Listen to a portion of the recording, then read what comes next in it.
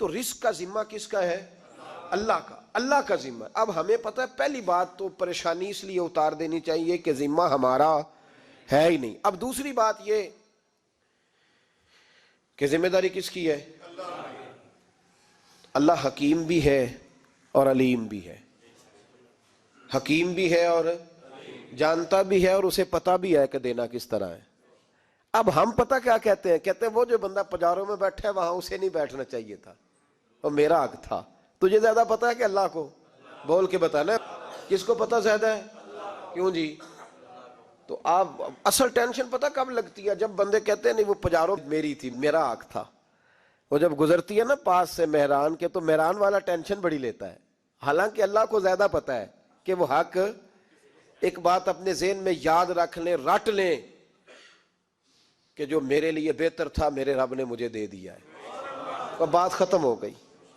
بس وصل اچھا ہے نہ فراق اچھا ہے، یار جس حال میں رکھے وہی حال اچھا ہے۔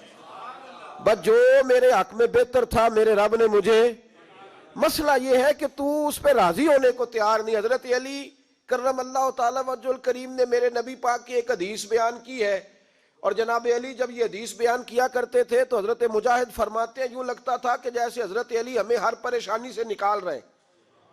مولا علی شیر خدا رضی اللہ تعالیٰ عنہ فرماتے ہیں کہ مجھے میرے نبی پاک صلی اللہ علیہ وسلم نے ایک طریقہ دیا تھا ٹینشن فری ہونے کا۔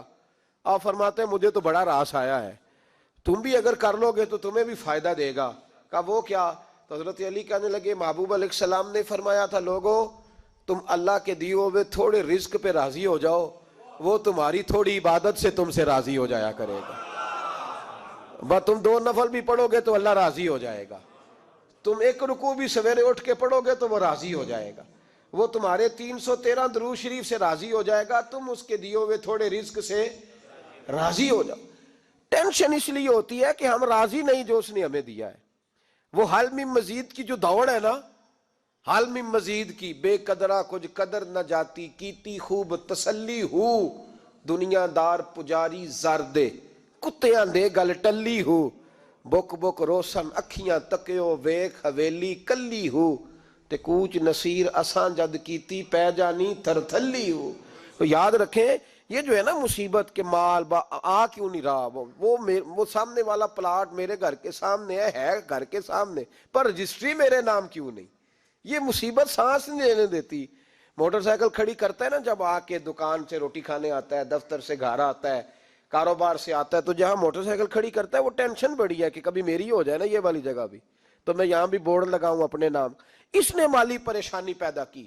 تو جس حال میں ہے، چونکہ تو نے اپنا یہ حال خود نہیں بنایا، جس نے بنایا ہے وہ بڑا بہتر جانتا تھا کہ تو اسی حال میں اسے اچھا لگتا ہے۔ تو اسے اسی حال میں، ایک بزرگ تھے تو ان کی طبیعت بڑی علیل ہو گئی، بیمار ہو گئے، تو اللہ نے آزمائش دی تو کیڑے پڑ گئے وجود میں۔ ایک کیڑا یہاں سے کھا رہا تھا، اللہ والے بڑے راضی رہتے ہیں اس کی رضا پہ، تو کیڑا یہاں کھا رہا تھا تو نیچے گر گیا، تو بابا جی نے اٹھا کے پھر وہاں رکھ لیا، کہنے لگے جب اس نے تیری ڈیوٹی مجھے کھانے کی لگائی ہے تو میں اس بات پہ راضی ہوں، تو نیچے کیوں گرتا ہے؟ بس ٹھیک ہے کھا، جب اس نے تجھے ڈیوٹی جو تیری لگائی ہے۔ سالبہ بن عبد الرحمن ایک صحابی تھے، سالبہ غالباً نبی پاک صلی اللہ علیہ وسلم کی خدمت میں آئے، کہنے لگے یا رسول اللہ صلی اللہ علیہ وسلم غربت بڑی ہے، میرے لیے دعا کریں اللہ زیادہ مال دے۔ تو محبوب صلی اللہ علیہ وسلم نے فرمایا تو جس حال میں اچھا ہے وہ تیرے لیے بہتر ہے، جس میں تو ہے وہی حال تیرے لیے۔ مشکل ہے نا یہ جواب سننا۔ کہتے ہیں پیر صاحب فلاں جگہ سے تویز آیا، وہاں تو وارے نے آرے ہو گئے، تو آپ کے ہاں؟ تو میں کہتا ہوں یہ تویز دینے والا اگر تویز دے کے امیر بناتا ہے تو پہلے خود کیوں نہیں بنتا؟ یہ خود تو 150 کا تویز بیچ رہا ہے، اپنی بیچارے کی حالت یہ ہے۔ اگر اتنا ہی تویز اس کا چلتا ہوتا تو پہلے 5 ٹیوب پجارو اس کے دروازے پہ کھڑی ہوتی۔ عجیب چکر ہے، اور عجیب جگہ لوگ الجھ گئے، سمجھتے ہی نہیں بات کو۔ یا رسول اللہ صلی اللہ علیہ وسلم دعا کر دے، تو محبوب نے کیا فرمایا؟ فرمایا تو جس حال میں ہے نا وہ حال تیرے لیے بہتر ہے، اسی میں رہ۔ کہ نہیں حضور دعا کریں۔ فرمایا سالبہ تو باز آ جا۔ حضور دعا کریں۔ فرمایا تو باز آ جا۔ 2-3 دفعہ کہا، ضد کی۔ محبوب نے فرمایا جا پھر اللہ تجھے زیادہ پیسے دے گا۔ چند بکریاں خریدی، اتنی برکت ہوئی کہ بکریوں کے ریوڑ بن گئے. پھر کچھ بکریاں بیچ کے گائے خرید لی, ان کے بھی ریوڑ ہو گئے. پھر کچھ اونٹ اونٹنیاں لے لی, ریوڑ ہی ریوڑ. پہلے 5 وقت مسجد میں آتے تھے, اب فجر اور عشاء رہ گئی. پھر مال زیادہ ہوا تو مدینے شہر میں کوئی جگہ ہی نہیں, مدینے سے باہر حویلی خریدی, پھر جمعہ ہی رہ گیا. جمعے کے جمعے آتے. زکوٰۃ کا حکم آیا. میرے نبی کریم علیہ السلام نے حضرت ابو ہریرہ کو بھیجا, فرمایا جا اسے کہہ تیری زکوٰۃ بنتی ہے 2.5%. 10 کروڑ روپیہ ہو تو کتنی زکوٰۃ بنتی؟ بھئی 1 کروڑ کی 2.5 لاکھ ہوئی نا, تو 10 کروڑ کی کتنی ہوئی؟ تو بڑی مصیبت ہے جب بینک سے میسج آتا ہے نا کہ 25 لاکھ نکل گیا تیرے اکاؤنٹ سے. بہت بڑی مصیبت, بڑی ٹینشن ہوتی. ایک صاحب میرے پاس آئے, ان کی زمین اچانک مہنگی ہو گئی. اچانک پہلے کچھ 15-16 لاکھ کی ایکڑ زمین تھی, پھر وہ کروڑ کی ہو گئی. تو میرے پاس آئے, کہنے لگے وہ 10 کروڑ روپے بنتے ہیں تو زکوٰۃ. تو میں نے کہا آپ نے کیا کیا؟ زری زمین پہ عشر آتا ہے, اس پہ زکوٰۃ نہیں آتی, تو آپ نے کیا کیا؟ کہنے لگے وہ کچھ سوسائٹی کے رول کے مطابق میں نے فائلیں وغیرہ لے لی ہیں, اب میں نا کبھی موقع آئے گا تو ان کو بیچوں گا. تو میں نے کہا اب تو آپ کا یہ مال ہو گیا بزنس کا, تو اب تو اس پہ زکوٰۃ آئے گی. اب 10 کروڑ پہ جب 25 لاکھ سنا تو کہنے لگے فوراً دینی پڑتی ہے کہ تھوڑی تھوڑی سے بھی کام چل جاتا ہے. تو میں ان کا چہرہ دیکھنے لگا. میں نے کہا نہیں وہ تو آپ کو پتہ ہے, ویسے حضرت عمر فرمایا کرتے تھے بانٹ کے نہ دو, کوشش کرو کسی ایک کوئی دو, چلو کسی کا تو کچھ بن جائے, تو ایک کوئی دینی چاہیے. کہنے لگے تو مطلب یہ ایسا ہی حکم ہے؟ میں نے کہا آپ کسی اور سے تحقیق کر لیں. اب یہ بھائی لیتے وقت نہیں تجھے ٹینشن ہوئی کہ 15 لاکھ کا کروڑ ہو گیا, تو اس وقت نہیں تو نے کہا کہ یا اللہ تو یہ کیسی سوچ ہے مسلمان, کس طرح کا اس کا. ہمارے ہاں جب کسی آدمی پہ حالات خراب ہوتے ہیں نا, تو سب سے پہلے وہ اس طرح کرتا ہے کہ جو میں کہیں اللہ کے رستے میں دیتا ہوں پہلے اسے بند کرو. جس رستے تجھے آ رہا تھا پہلے تو نے وہ رستہ بلاک کیا. حضرت اسماء بنت ابی بکر صدیق کہتی ہیں میں حضور کو مسجد کے لیے, ادارے کے لیے, صحابہ صفا کے لیے کچھ دے رہی تھی, تو میں نے گننا شروع کیا تو حضور مسکرانے لگے. حضور مسکراتے کیوں ہیں؟ تو فرمانے لگی, محبوب فرمانے لگے اسماء اللہ کے رستے میں گن گن کے نہ دیا کر, ورنہ وہ بھی تجھے گن گن کے دے گا. تو اس کے رستے میں بے حساب دے, وہ بھی تجھے بے حساب ہی عطا فرمائے گا. لیکن پہلے یہ والا پہلے دروازہ بند کرو, یہاں سے پیسے ختم ہو رہے ہیں. تو اس طرح کرنا بھائی. اس دفعہ سوٹ ذرا گرمیوں والے نہ خرید, لیکن جو تو اللہ کے رستے میں دے رہا ہے اسے دیتا رہے. لیکن ہم اپنا نقصان زیادتی کرتے ہیں اپنے ساتھ. میں نے آپ کو پہلے بھی بتایا تھا پیار کی بولی ہے, پھر بولتا ہوں. ایک بڑے بڑے پیار والے دوست ہیں, ایک دفعہ مجھے کہنے لگے کہ آپ کئی دفعہ اعلان کرتے ہیں تو مجھے اچھا نہیں لگتا, اور آپ ادارہ بھی بہت زیادہ بننے والا ہے, بڑی چیزیں میں دیکھتا ہوں جو ہوں تو بڑا نظام اچھا ہو جائے, آپ دعا کریں اللہ مجھے پیسے دے تو میں بڑے سارے خرچ کروں گا اس کے رستے میں. تو میں نے کہا یا اللہ اسے 10 کروڑ دے, یہ 9.5 کروڑ تیرے رستے میں دے دے گا. تو چپ کر گیا, جس طرح آپ نہیں کر گئے سارے, چپ کر گیا وہ بھی. اس نے کہا جی نہیں جی انشاءاللہ کریں گے. اور میں کیا پلے آجے تے دعا پہ ہی ہوندی ہے, ابھی تو وہ آئیں گے تو تب دیکھی جائے گی. تو یہیں اڑ گیا ہے. یعنی 9.5 کروڑ اللہ کے رستے میں خرچ کرنے کی دعا پہ بھی آمین کوئی نہیں کہتا کہ چلو آمین ہی کہہ دیں. تو میں کہا تینوں تے 50 لاکھ بچدا سی پیا, لیکن تو اس سودے پہ تیار. جب یہ سوچ ہوتی ہے, یہ غلط سوچ ہے. یہ بات تو اگرچہ مسکرانے والی, لیکن یہ سوچ صحیح نہیں. حضرت عثمان غنی رضی اللہ تعالیٰ عنہ کہتے ہیں جس وقت نبی پاک صلی اللہ علیہ وسلم نے اعلان کیا نا جنگ کے موقع پر کہ 800 سپاہیوں کا خرچہ چاہیے, کہتے ہیں میرے پاس 600 کا تھا.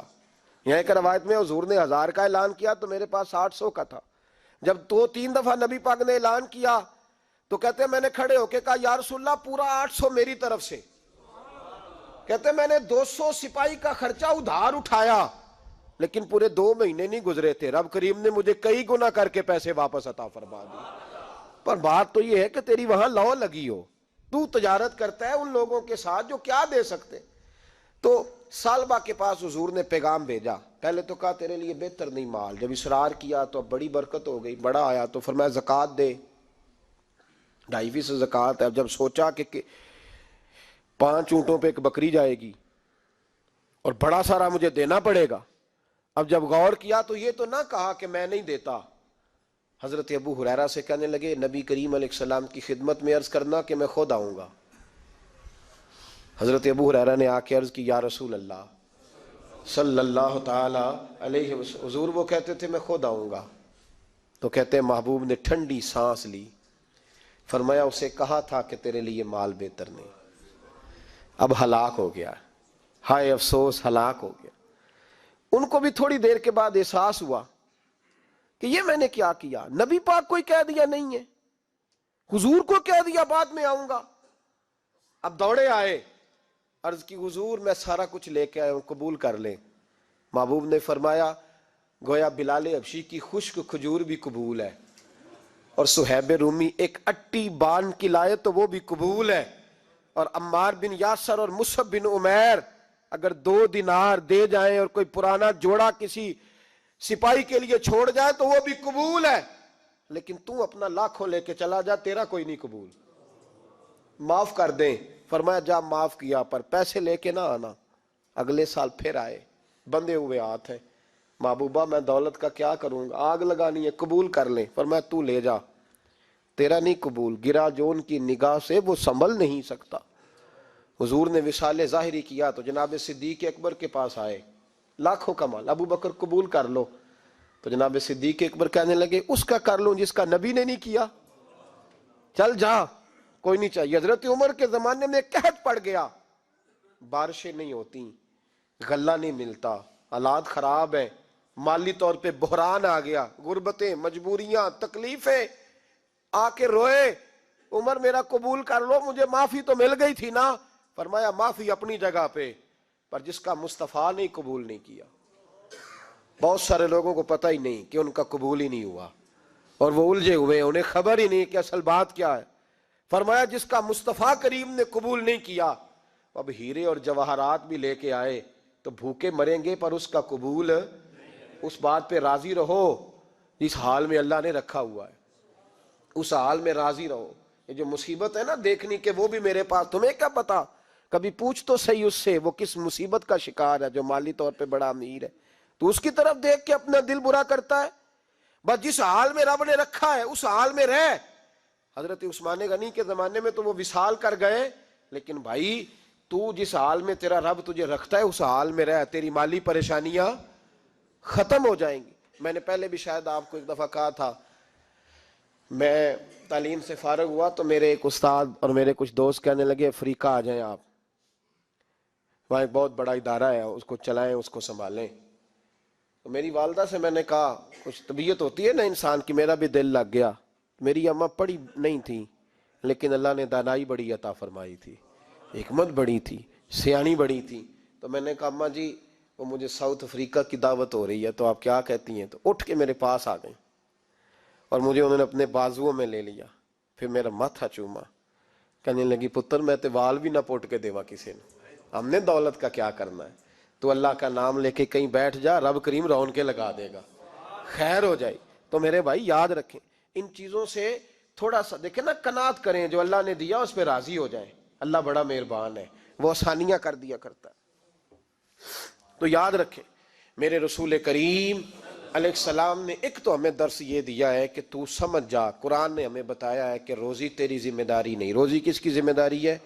اللہ کی۔ اور دوسری بات یہ کہ جو اللہ نے تمہیں دیا ہے اس پہ تو راضی ہو جا، تیری مالی پریشانیاں ختم ہو جائیں۔ اور پھر حضور صلی اللہ علیہ وسلم نے فرمایا مذہبی طور پر جب دیکھو تو آگے دیکھو، اور دنیاوی طور پر جب دیکھو تو پیچھے دیکھو، پریشانی ختم ہوگی۔ مذہبی طور پر جب دیکھو، جو 5 نمازیں پڑھتا ہے وہ تہجد پڑھنے والے کو دیکھے، اور جو تہجد پڑھتا ہے وہ اشراق چاشت پڑھنے والے کو دیکھے، اور جو بندہ اشراق اور چاشت پڑھتا ہے پھر اس کو دیکھے جو سارا دن مصطفیٰ پہ درود پڑھتا ہے۔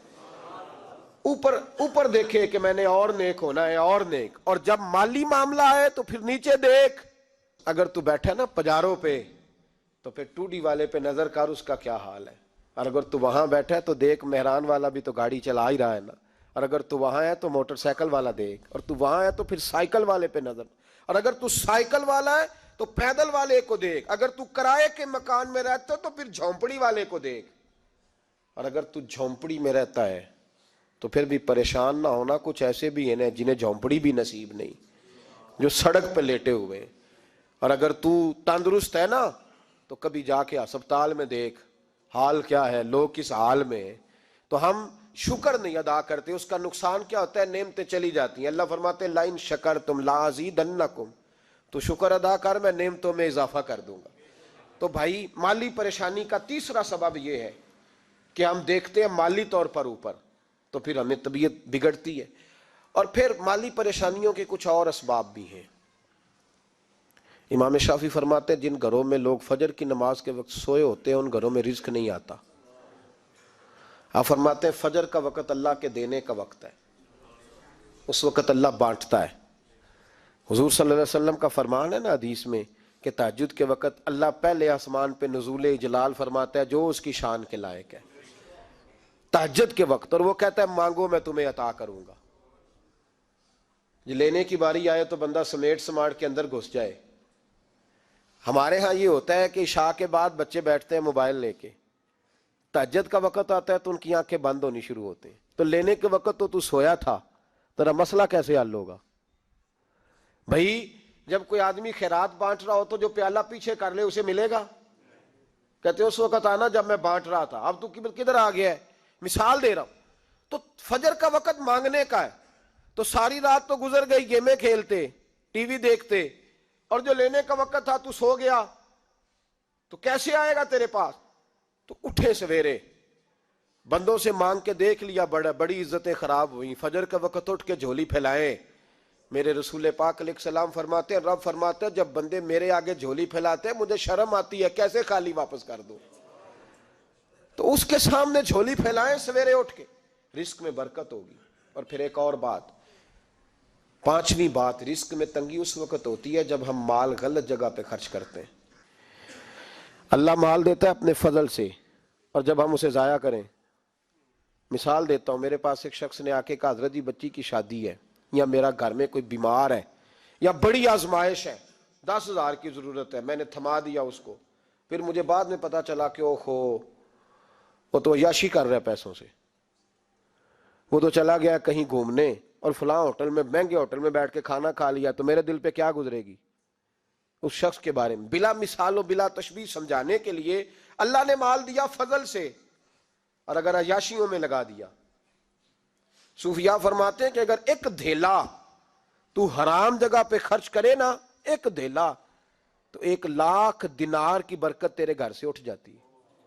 ایک دھیلا حرام جگہ پہ. یہ جو گویوں پہ پیسے پھینکتے ہو حلال ہے؟ چلیں بینڈ باجا تو شادی پہ آپ نے اپنی مرضی سے بند کرنا ہے یا بجانا ہے، لیکن گویوں پہ جو پیسے پھینکتے ہو جائز ہے؟ بولیں. تو وہ پھر کہتے روتے ہیں بعد میں لوگ کہ پتہ نہیں کیا ہوا، شادی کے بعد پیچھے پیچھے آئے. تو میں نے کہا شادی کے بعد اس لیے پیچھے پیچھے ہاتھ ہو گیا کہ شرابیں بڑی پی گئیں، شادی پہ تباہی بڑی اتری، تو پھر اللہ کی رحمت ناراض ہو گئی. اور اس پر میں قرآن مجید کی آیت پڑھتا ہوں، رب فرماتا ہے وَمَنْ أَعْرَضَ عَنْ ذِكْرِي فَإِنَّ لَهُ مَعِيشَةً ضَنْكًا. بڑی سخت آیت ہے. وَمَنْ أَعْرَضَ عَنْ ذِكْرِي، فرمایا جب تو میرے تذکرے سے، میرے ذکر سے منہ پھیر لیتا ہے، فَإِنَّ لَهُ مَعِيشَةً ضَنْكًا، تو میں تیری معیشت کو، تیرے رزق کو تنگ کر دیتا ہوں. پھر تیری زندگانی تنگ ہوتی. اور جس کی زندگی اللہ تنگ کرے اس کی کوئی کھول سکتا ہے؟ کہتا ہے بڑی جگہوں پہ گیا ہوں، بڑی پھوکے مروائی، بڑے دم کرائے، حالات صحیح نہیں ہوتے، تو مسجد آ کے توبہ کر. وہ کہہ رہا فَإِنَّ لَهُ مَعِيشَةً ضَنْكًا. اعلان ہے قرآن پاک کا کہ جب تو میرے ذکر سے منہ پھیرے گا، روٹی میری کھائے اور پیسے لے کے عیاشی کرے، مسجد آئی نہ.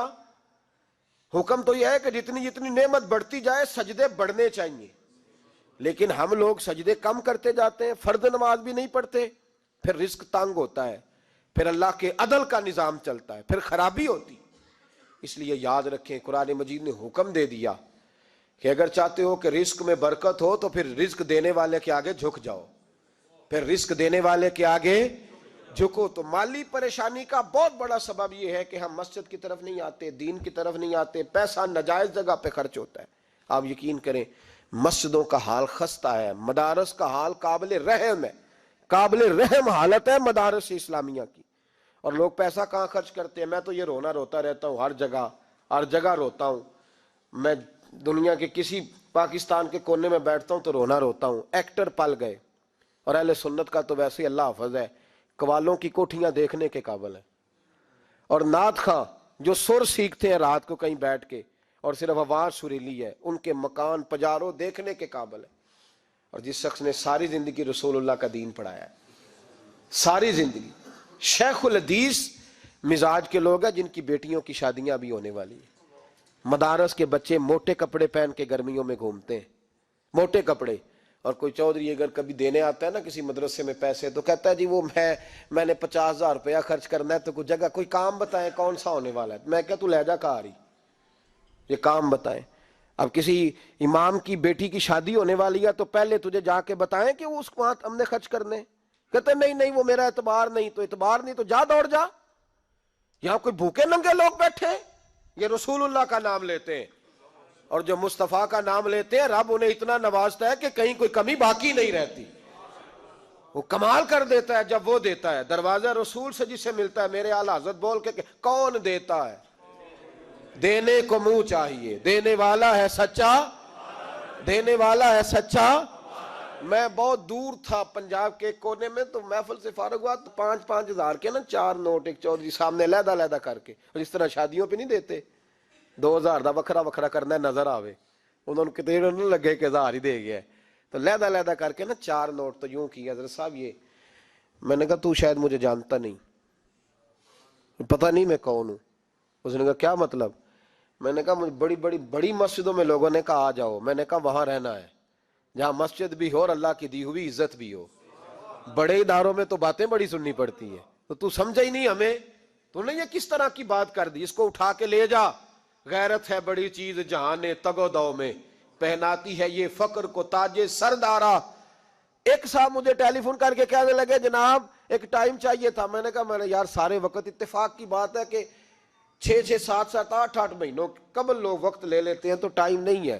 کہنے لگے میرا تو عمرہ کراندہ بھی ارادہ سی، میرا تو میں نے کہا میں نے کبھی خواب میں بھی نہیں سوچا تھا کہ میں مدینے کی اتنی حاضری دوں گا جتنی میرے رب نے مجھے دلائی ہے، تو مجھے کون سی بات بتاتا ہے، یہ تو میرے رب کا فضل ہے۔ میراں دی گل نہ غریباں دی گل ہے، مدینے چ جانا نصیباں دی گل ہے، تو کیسی بات بتاتا ہے کہ تھوڑا سا میں اشارہ دوں گا تو شاید بندہ جو ہے وہ فوری طور پہ پگھل جائے گا، ایسا مسئلہ ہی کوئی نہیں۔ میرے رب کا تو اتنا کرم ہے کہ ہم نے خواب میں بھی نہیں سوچا تھا کہ اتنا نوازے گا۔ تو یہ لوگ غلط سمجھتے ہیں۔ میں اپنے مدرسے کے طالب علموں کو کہتا ہوں زندگی میں سب سے اچھا کھانا اللہ تمہیں دے گا، اور سب سے زیادہ اچھا کپڑا اللہ تمہیں دے گا، سب سے اچھی گاڑی اللہ تمہیں دے گا، بس ایک شرط ہے ساری زندگی محمد عربی کے وفادار رہنا، رسول اللہ کے نظام سے حضور کے طریقے سے کبھی غداری کبھی نہ کرنا، بڑا نوازے گا، اور اتنا نوازے گا تم نے کبھی سوچا بھی نہیں ہوگا۔ تو یاد رکھیں اللہ رزق میں برکت دیتا ہے، لیکن اس وقت جب ہم اپنی زندگی حقیر کرتے ہیں نا، اب جہاں آنے لگا ہوں وہاں آپ کو لانا چاہ رہا ہوں، ہم پتہ کیا کرتے ہیں، ہاتھ پھیلاتے ہیں، بڑے بڑے رئیس اعظم ہو کے لوگ ہاتھ پھیلاتے ہیں۔ اگر آپ ناراض نہ ہو تو ایم این اے نے بھی انویسٹر رکھے ہوتے ہیں، ایم پی اے کا بھی انویسٹر، وہ بھی فون کرتا ہے کہ اتنے فلیکس تیرے ذمے ہیں، اتنے تیرے ذمے۔ یہ مت سمجھے کہ مانگنے والا چھوٹا طبقہ ہے، یہاں بڑے بڑے لوگ ہیں، یہاں تو پولیس افسر بھی دکان پہ آ جائے تو دکاندار پریشان ہوتا ہے کہ یہ مفت ہو رہا ہے، یہ پیسے نہیں دے گا۔ تو یہاں مانگنے کے سٹائل بڑے بڑے نرالے ہیں، بڑے بڑے لوگ ناراض نہ ہوئیے گا، سب کی بات نہیں کر رہا، لیکن اللہ ماشاءاللہ اکثر کی بات کر رہا ہوں۔ اب میرے نبی پاک صلی اللہ علیہ وسلم نے درس دیا، فرمایا زندگی میں ہاتھ نہ پھیلانا، کبھی بھی زندگی میں کبھی بھی ہاتھ، مالی پریشانی کا حل بتایا، میرے حبیب فرمانے لگے یوں نہ کرنا ورنہ پھر دوبارہ ساری زندگی اس طرح نہیں ہو سکے گا۔ فرمایا اپنی غربتیں چھپا کے رکھ، اگر اللہ کبھی آزمائش ڈالے تو اللہ کے ساتھ بات کر، اس کے نیک بندوں کے ساتھ بات کر، کبھی بھی یوں نہ کرنا ورنہ ساری زندگی پھر تم مانگتا ہی رہے گا۔ تو یا رسول اللہ کیا کریں؟ فرمایا تو دینے کا ارادہ کر، اللہ بھی تجھے مالا مال فرما دے گا۔ تو جس نے ہاتھ پھیلایا ہوا ہے نا، اس نعت خواہ نے بھی، مولوی نے بھی، ایم این اے نے بھی، ایم پی اے نے بھی، اور وزیر نے بھی، اور مشیر نے بھی، اور کیا بتائیں کہاں تک۔ ہمارا تو وزیر اعظم کسی ملک چلا جائے تو اگلا ملک پریشان ہو جاتا ہے کہ شاید کچھ لینے آیا ہے۔ جن کو آج یوم پاکستان ہے، پاکستان مانگنے کے لیے نہیں بنا تھا، یہ دینے کے لیے بنا تھا، یہ تو دینے کے لیے بنا تھا۔ یہ تو وہ سلطنت بنائی گئی تھی جو درویشوں نے قائم کر دی تھی اور اس ملک کو بھکاری بنا دیا ہے، لیکن ہم پھر بھی مایوس نہیں. یہ مٹی بڑی حسین ہے، انشاءاللہ تعالی یہاں سے ایسے پھول کھلیں گے کہ ساری دنیا کو خوشبو جائے گی. اس دھرتی سے انشاءاللہ تعالی ایسے درخت اگیں گے کہ سارا زمانہ سائے میں بیٹھے گا. میں دور نہیں نکلنا چاہتا. تو ایک رزق کی تنگی کا معاملہ یہ ہے کہ ہم مانگتے ہیں. کچھ لوگ اس لیے بھی کسی سے سوال کر لیتے ہیں کہ کوئی کہے نا امیر بڑا ہے. سوال شادی کا موقع آتا ہے تو 2-4 دوستوں کو فون کر لیتے ہیں، پھر رشتہ داروں کو بتاتے پھرتے ہیں کہ میں نے تو قرضہ پکڑ کے نکاح کیا ہے، قرضہ پکڑ کے رجسٹری کرائی ہے، تاکہ لوگ. تو جب تو ایک دفعہ مانگ لیتا پھر ساری زندگی تیری مالی مشکلات حل نہیں ہوتی. ایک وجہ یہ ہے. اب آئیے ان پریشانیوں کے کچھ روحانی علاج ہیں. 2-1 باتیں عرض کروں. سورہ طلاق 2-3 نمبر آیت کی گھر جا کے تلاوت کریں. رب کریم نے فرمایا وَمَن يَتَّقِ اللَّهَ يَجْعَل لَّهُ مَخْرَجًا. فرمایا جب تو اللہ سے ڈرے گا تو اللہ ہر مشکل سے نکلنے کا تجھے رستہ عطا فرما دے گا. اور کیا خوبصورت انداز ہے قرآن مجید کا، اور ہم نے اس کا لاکھوں بار تجربہ کیا، 20 اور سینکڑوں بار یہ چیز ذاتی طور پر پریکٹیکل سے گزری. اللہ نے فرمایا ہر مشکل سے نکلنے کا رستہ بھی دے گا وَيَرْزُقْهُ مِنْ حَيْثُ لَا يَحْتَسِبُ، اور اللہ تجھے وہاں سے رزق دے گا کہ تو نے کبھی سوچا بھی نہیں ہوگا. وَيَرْزُقْهُ مِنْ حَيْثُ لَا يَحْتَسِبُ، سے دے گا کہ تو نے کبھی سوچا بھی. ایک صحابی تھے حضرت عوف بن مالک رضی اللہ تعالیٰ، کہتے میرا بچہ کافروں نے قید کر لیا، گھر میں غربت پہلے بڑی زیادہ تھی، میں دروازہ رسول پہ آیا، حضور اب کیا کروں؟ تو کہتے ہیں نبی پاک نے فرمایا بھروسہ اللہ کی ذات پہ کر، توکل اللہ کی ذات پہ کر، اور گھر جا کے تسبیح لے کے میاں بیوی بیٹھ جاؤ اور پڑھو لا حول ولا قوت الا باللہ العلی العظیم. جاؤ پڑھو جا کے. کہتے میں گھر بیٹھا ابھی چند تسبیحاں پڑھی تھیں کہ دروازے پہ دستک ہوئی. دروازہ کھولا تو میرا بیٹا دروازے پہ کھڑا تھا. پلٹ کے دیکھا تو 400 بکریاں بھی لایا تھا. اور میں نے کہا بیٹا یہ کیسے آ گئی؟ کہنے لگے ابا جی مجھے ایک حویلی میں کافروں نے قید کیا ہوا تھا، میں بڑا پریشان تھا، لیکن ابھی تھوڑا دیر پہلے پتہ نہیں کیا ہوا ہے، میں نے یوں ہاتھ لایا تو رسیاں کھل گئیں. باہر نکلا ہوں تو 2-3 بندوں پہ نیند کا ایسا غلبہ تھا کہ بے ہوش ہو کے گرے ہوئے تھے. 400 بکریاں بھی تھی، میں نے دروازہ کھولا، بکریاں میرے ساتھ دوڑنے لگ گئی ہیں. تو میں 400 بکری بھی لے آیا ہوں، پلٹ پلٹ کے دیکھتا رہا ہوں، پر میلوں کا سفر ہوا وہ آئے ہی نہیں. تو والد کہنے لگے بیٹا چلو پہلے مصطفیٰ کریم سے جا کے پوچھ لیں، دیکھیں کیسے مالی مسئلے حل ہوتے ہیں. حضور سے جا کے پوچھیں کہ ہمارے لیے جائز بھی ہے کہ نہیں. کہتے ہیں دروازہ رسول پہ جا کے ہم کھڑے ہی ہوئے تھے کہ نبی پاک نے فرمایا دیکھا رب کریم کا فضل، دیکھا، فرمایا تیرا بیٹا بھی آ گیا، تیری غربت کا بھی حل ہو گیا ہے، یہ کافر کا مال ہے، اسے مال غنیمت سمجھ کے استعمال کر، تیرا ہی ہے. تو لا حول ولا قوت الا باللہ العلی العظیم پڑھیں تو رزق میں پڑھیں گے انشاءاللہ. بول کے بتائیے پڑھیں گے انشاءاللہ تعالی. لیکن سنی قوم تویز پہ لگ گئی ہے، کہتے ہیں وظیفہ پڑھنا پڑتا ہے. آپ لکھ کے دے گلے میں ڈالنے کے لیے تاکہ وہ ڈالتا جاؤں اور میرے اوپر پیسوں کی بارش ہوتی جائے. وظیفہ پڑھیں، وظیفہ پڑھیں. سنیں ایک اور وظیفہ سنیں، امام قرطبی نے تفسیر قرطبی میں لکھا رزق کی برکت کا وظیفہ.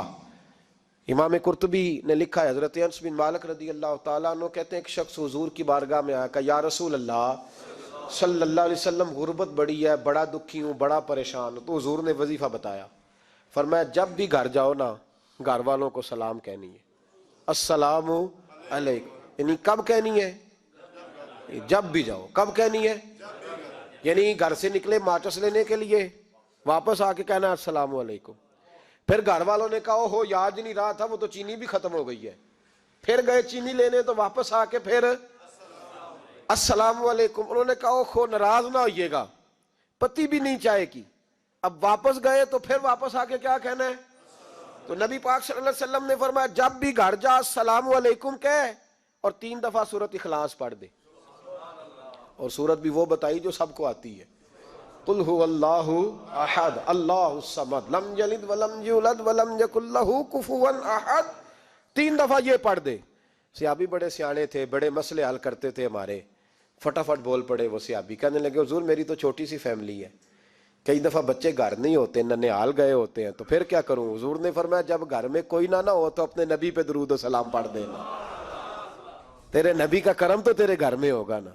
حضرت انس بن مالک رضی اللہ تعالیٰ عنہ فرماتے ہیں کہ ہم انتظار میں تھے کہ بندہ واپس آئے اور رزلٹ بتائے کہتے ہیں وہ کچھ دنوں کے بعد واپس آئے تو عجیب بات کی انہوں نے. ہمسایوں سے کئی دفعہ بندے کی نہیں نا اتنی بنتی, اور کئی دفعہ لگتا ہے کہ میرا ہاتھ اوپر ہی رہے, یہ کہیں مجھ سے تگڑے نہ ہو جائے. کہتے ہیں وہ آئے تو نبی پاک صلی اللہ علیہ وسلم نے کہا کیا حال ہے تیرا؟ تو عرض کرنے لگے یا رسول اللہ صلی اللہ علیہ وسلم, وظیفہ تو میں نے اپنے لیے پوچھا تھا اور میرے تو ہمسائے بھی امیر ہو گئے. حضور وہ تو میں نے اپنے لیے پوچھا تھا اور میرے دائیں بائیں والے لوگوں کو بڑی برکت ہوئی ہے. تو میرے محبوب مسکرانے لگے. حضور فرمانے لگے گویا برکتیں تیرے گھر میں جب برسی ہیں تو چھن چھن کے ان کا فیض اللہ نے تیرے ہمسایوں کو بھی عطا فرمایا. مشکل تو نہیں وظیفہ, کیا کرنا ہے؟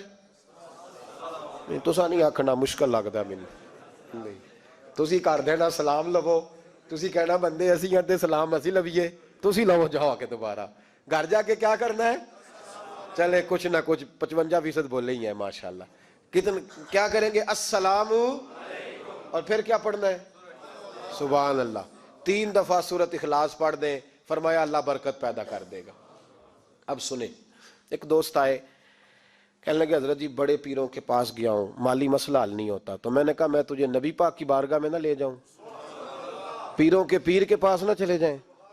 میں نے کہا سن تیرا مالی مسئلہ حضور حل کر دیتے. مشکات میں حدیث ہے, ایک صحابی نے کہا حضور غربت ہے, فرمایا روز رات کو سورت واقعہ پڑھ, تیرے گھر میں فاقہ نہیں آئے گا. اور یار بتاؤ جب نبی پاک نے کہہ دیا نہیں آئے گا تو آئے گا, حضور نے کہہ دیا نہیں آئے گا تو آئے گا, اللہ اکبر, آ ہی نہیں سکتا. تو وہ والا وظیفہ پڑھ جو مصطفیٰ کریم نے بتایا ہے, اور رب کریم کی بارگاہ میں گویا نیت ہو کہ یا اللہ میں کوئی خود تو نہیں نہ پڑھ رہا, تیرے نبی نے بتایا ہے, سورت واقعہ پڑھ, تیرے گھر میں فاقہ. حضرت عبداللہ ابن مسعود رضی اللہ تعالیٰ عنہ بیمار ہو گئے, شدید بیمار, اور بیٹیوں کے باپ تھے, بیٹیاں زیادہ تھی. حضرت عثمان غنی رضی اللہ تعالیٰ عنہ کا دور خلافت تھا.